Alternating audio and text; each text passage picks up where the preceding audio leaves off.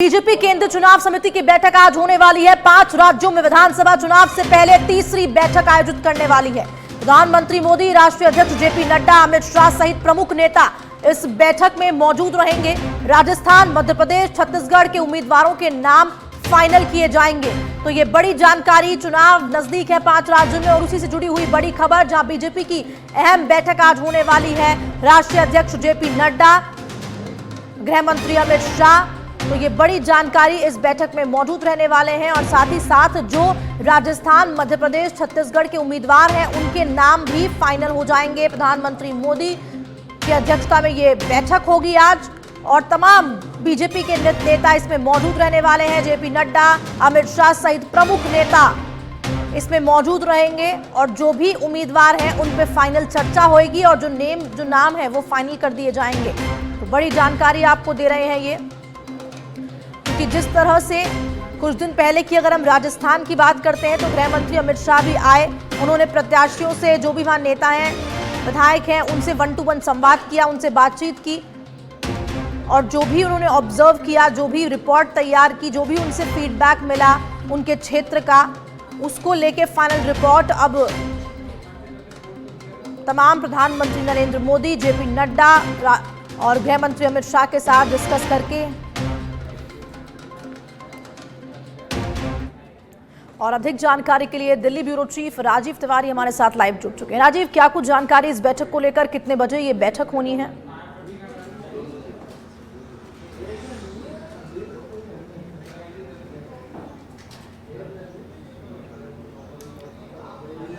राजीव, आवाज पहुंच पा रही है?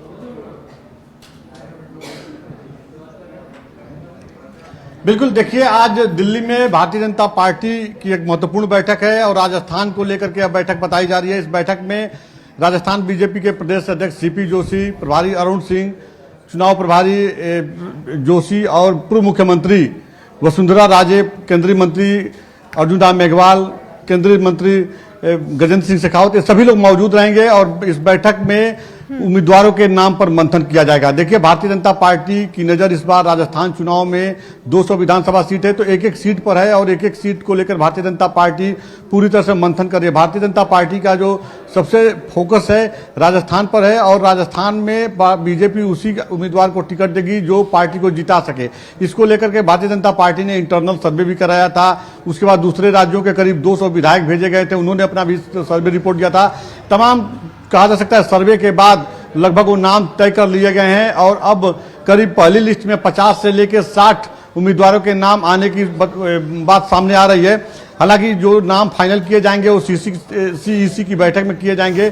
सीईसी की बैठक में प्रधानमंत्री नरेंद्र मोदी भी रहेंगे और चूंकि प्रधानमंत्री नरेंद्र मोदी की नज़र इस समय राजस्थान पर है तो उन नामों पर चर्चा की जाएगी। उसके बाद जल्द ही बताया जा रहा है कि उम्मीदवारों की पहली लिस्ट आ जाएगी। लेकिन आज दिल्ली में जो है राजस्थान बीजेपी कोर ग्रुप की बैठक है और उस बैठक में एक बार फिर जो है मंथन किया जाएगा। पार्टी के राष्ट्रीय अध्यक्ष जेपी नड्डा, संगठन महामंत्री बीएल संतोष, गृह मंत्री अमित शाह, ये तमाम लोग रहेंगे। हालांकि अगर बात किया जाए गृह मंत्री अमित शाह आज गुजरात दौरे पर हैं, अगर वो बैठक में शामिल नहीं होते तो जेपी नड्डा, बीएल संतोष और राजस्थान कोर ग्रुप के सभी नेता मौजूद रहेंगे और उस बैठक में लगभग नाम फाइनल किया जाएगा। जी राजीव, बिल्कुल, देखिए उम्मीदवारों की अगर बात की जाए तो मध्य प्रदेश की जब सूची जारी हुई तो उसको लेकर भी मंथन चल रहा था कि राजस्थान में भी एमपी वाला फॉर्मूला ही लगाएंगे।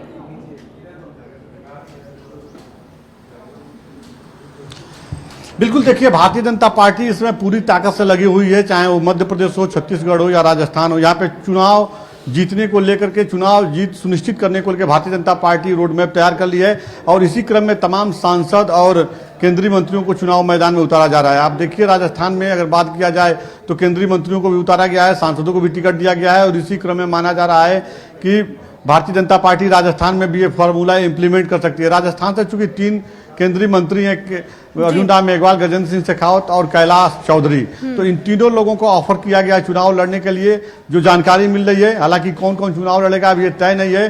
फिलहाल करीब 1 दर्जन ऐसे सांसद हैं चुनाव लड़ना चाहते हैं, उनको चुनाव लड़ाया जा सकता है जिसमें नाम आ रहा है। अगर बात किया जाए तो जो जालौर से सांसद है देवजी पटेल, सुखबीर सिंह जौनपुरिया, रंजीता कोहली, ये तमाम नाम सामने आ रहे हैं और किसको टिकट दिया जाएगा किसको नहीं दिया जाएगा ये तो फिलहाल मंथन की बात है। लेकिन जिन सांसदों का अपने क्षेत्र में प्रभाव है, अपने लोकसभा क्षेत्र में जितनी भी विधानसभा सीटें हैं उनका वहां पे अच्छा प्रभाव है, उन लोगों को चुनावी मैदान में भारतीय जनता पार्टी उतार सकती है। जी राजीव, अगर मैं 3 दिन पहले की बात करूं, देखिए जब गृह मंत्री अमित शाह यहाँ पर जयपुर पधारे, उन्होंने 1-to-1 संवाद किया। देखिए देर रात तक बहुत महत्वपूर्ण ये मीटिंग मानी गई थी कि जो 1-to-1 संवाद किया गया, लगभग रात के 3 बजे तक ये पूरी बैठक चली थी। तो जिस तरह से उन्होंने फीडबैक लिया होगा, रिपोर्ट, क्योंकि जहां तक जिस तरह से जब वहां से होटल से जब लोग निकल रहे थे, जो भी चाहे सतीश पूनिया की बात करें, वसुंधरा राजे की बात करें, सबकी बॉडी लैंग्वेज कुछ अलग अलग कह रही थी कि ऐसा भी माना जा रहा है कि अमित शाह नाराज भी थे किन्हीं चीजों को लेकर।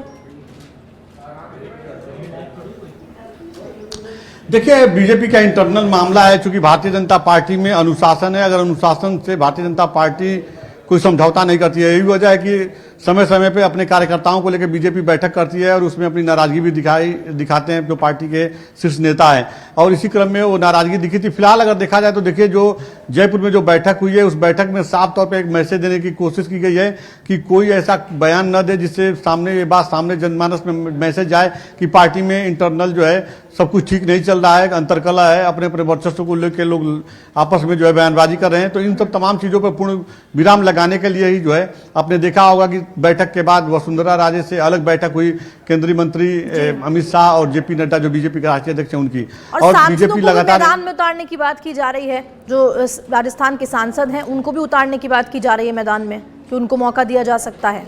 प्रधानमंत्री के चेहरे पर चुनाव लड़ा जाएगा। इतना जरूर है कि भारतीय जनता पार्टी जो कर्नाटक में गलती की है उस गलती को दोहराना नहीं चाहती है, लिहाजा जो स्थानीय नेता हैं उनको साइडलाइन नहीं कर सकती है भारतीय जनता पार्टी। यही वजह है कि देखिए मौका देकर के वसुंधरा राजे भी अपना कहा जा सकता है कि सियासी सौदेबाजी जो की जाती है वो कर ली है।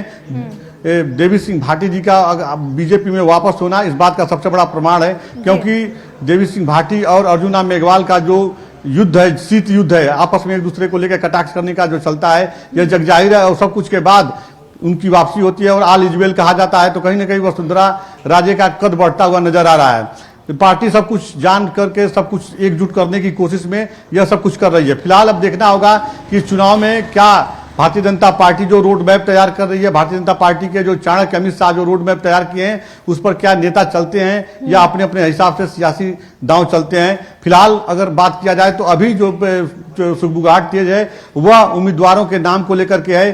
सभी लोग अपने अपने हिसाब से अपनी अपनी दावेदारी किए हैं।